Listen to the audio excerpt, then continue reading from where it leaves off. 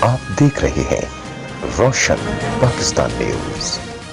Vote کی اپنے پیاروں کے خون سے انصاف کے لیے خود کی منتظر جدوجہد کرنے والی نوجوان لا اسٹوڈنٹس اور سماجی ورکر ام رباب چانڈیو ایک بڑی ریلی کی قیادت کرتے ہوئے لاڑکانہ ڈینٹل کالج کی مقتول طالبہ ڈاکٹر نمرتا کماری کے گھر پہنچ گئیں۔ ام رباب چانڈیو نے نمرتا کے لواحقین سے تعزیت اور افسوس کا اظہار کیا۔ اس موقع پر ام رباب چانڈیو نے میڈیا سے بات چیت کرتے ہوئے کہا کہ نمرتا پاکستان کی بیٹی ہے، انصاف کے لیے لڑیں گے۔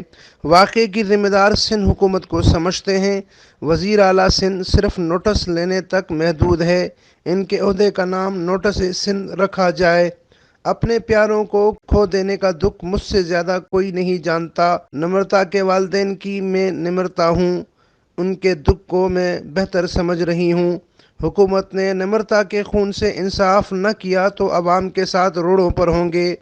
بعد ازاں سماجی رکن ام رباب چانڈیو نے نمرتا کے گھر سے بٹائی چوک تک ریلی بھی نکالی، جس میں بڑی تعداد میں لوگوں کی شرکت رہی۔ مظاہرین قاتلوں کی گرفتاری کا مطالبہ کرتے رہے۔ امین فاروقی، روشن پاکستان نیوز، سندھ۔